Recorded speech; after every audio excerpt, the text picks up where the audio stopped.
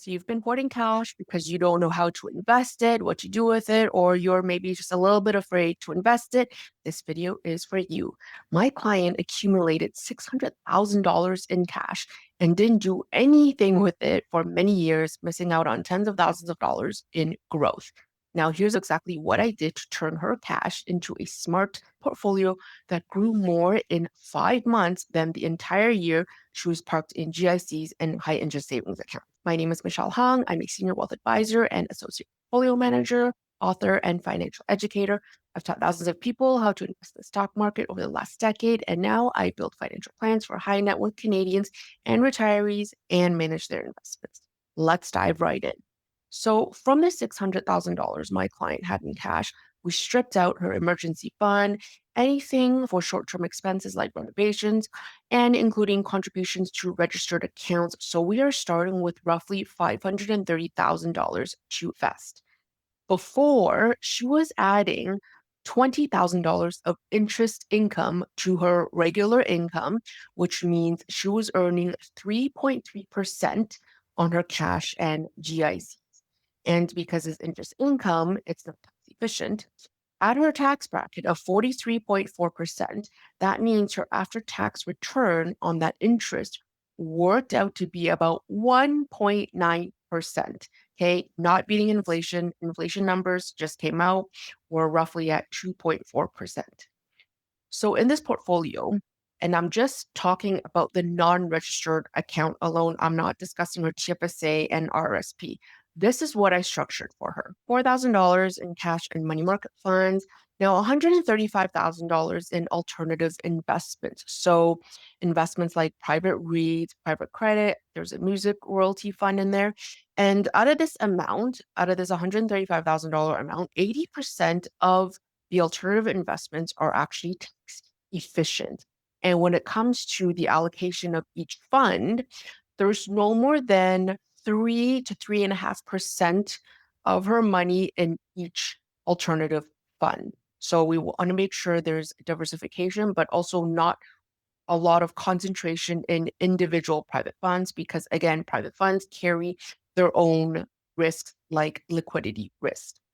$70,000 in a growth equity fund, 140,000 in a pension equity fund. So the pension equity fund, most of the funds are in Canadian dividends.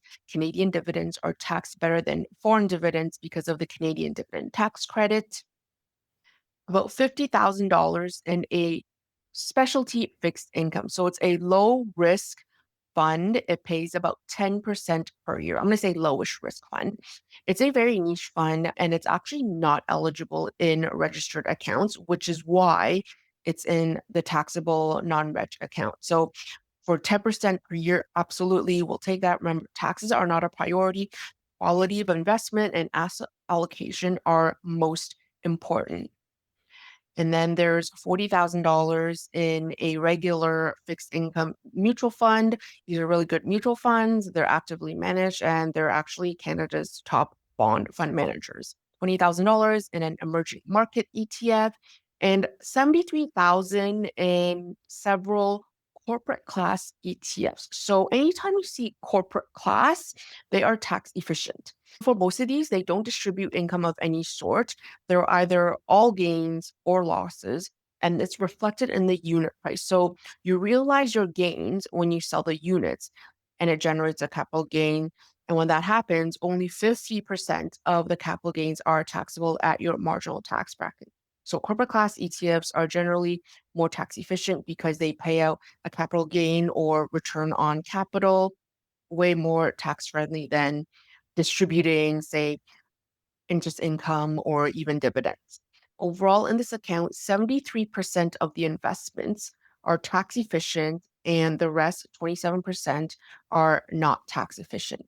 Versus before, when 100% of this was parked in cash and GICs, and the returns are not very good. As a result, now that we got her money actually working for her, over the last 4.5 month period, she generated a 6.3% return in total return, a combination of dividend, interest income, and capital appreciation.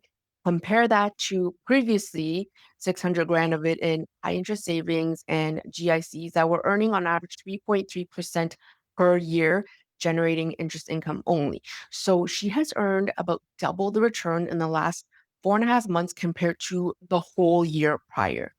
So if you're hoarding cash, maybe you've maxed out your TFSAs, RSPs, and now you're not sure what to do with your money, start with my free 3 account power plan guide. It breaks down where to put what in your investment accounts and the tax implications of the various types of investments. You can grab the link in the description below. Don't forget to like and subscribe for more content like this.